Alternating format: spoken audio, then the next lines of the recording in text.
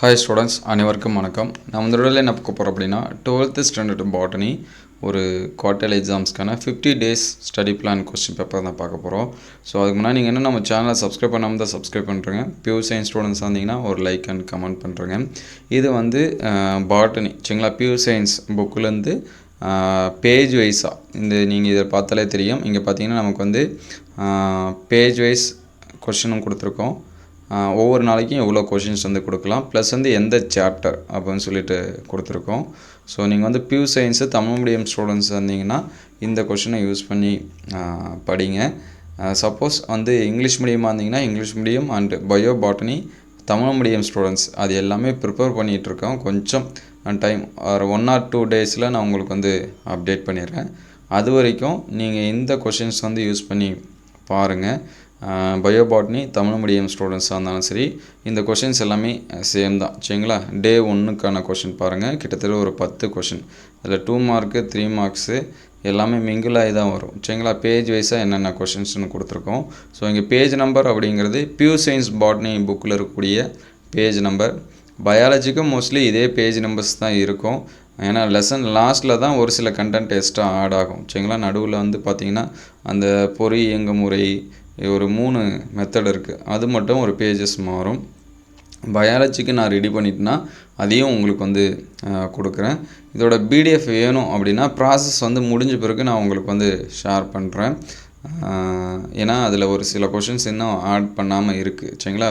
ஒரு 15 டேஸ்க்கு ரெடி பண்ணியிருக்கு. அதில் ஒரு சில கொஷின்ஸ் இது எல்லாமே ஆட் பண்ணோம். ஸோ டே 1ல் இருக்கக்கூடிய இந்த 10 கொஷினும் நோட் பண்ணி படிச்சிங்க. ப்ளஸ் வந்து டே 2 வேணும்னாலும் அடுத்த 10 கொஷின் இருக்குது சரிங்களா. இதே மாதிரி 15 டேஸுக்கு படிக்கக்கூடிய கொஷின்ஸ் வந்து நம்ம என்ன பண்ணியிருக்கோம், ரெடி பண்ணியிருக்கோம். ஸோ நீங்கள் வந்து ஃபுல் மார்க்ஸ் எடுக்கணும்னு நினைக்கிறீங்க அப்படின்னா கமெண்ட் பண்ணுங்கள். ஏன்னா எத்தனை பேர் வந்து கமெண்ட் பண்ணுறீங்களோ அதுக்கேற்ற மாதிரி நம்ம வந்து டெய்லியும் வந்து என்ன பண்ணுவோம், அப்டேட் பண்ணுவோம். ஏன்னா நமக்கு வந்து சென்டம் சேலஞ்ச் சொல்லி ஸ்டார்ட் பண்ணுறோம்.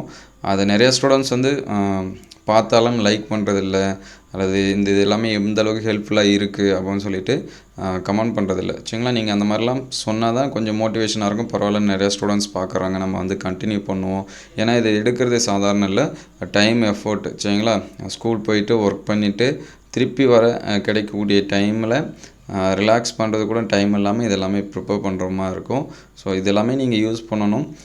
ப்ளஸ் வந்து ஃபுல் மார்க்ஸ் எடுக்கணும். நமக்கு ஒரு சில ஸ்டூடெண்ட்ஸ் வந்து கமெண்ட் பண்ணும்போது, சார் நான் 11th வந்து 90 above எடுத்தேன், 92 96 பயாலஜியில் பாட்னி இந்த மாதிரி சொல்லும்போது கொஞ்சம் பரவாயில்ல, நம்ம சொல்கிறது எல்லாமே வந்திருக்கு அப்படின்னு சொல்லிட்டு தோணும்.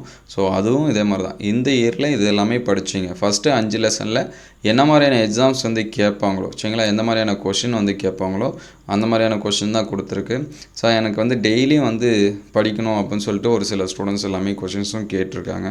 ஸோ இந்த கொஷினை நீங்கள் வந்து என்ன பண்ணுங்கள், ஸ்கிப் பண்ணாமல் படிச்சிருங்க சரிங்களா. டே 1 அப்படின்னா இந்த கொஷினை 10 கொஷினும் நீங்கள் வந்து என்ன பண்ணுறங்க, படிச்சிருங்க.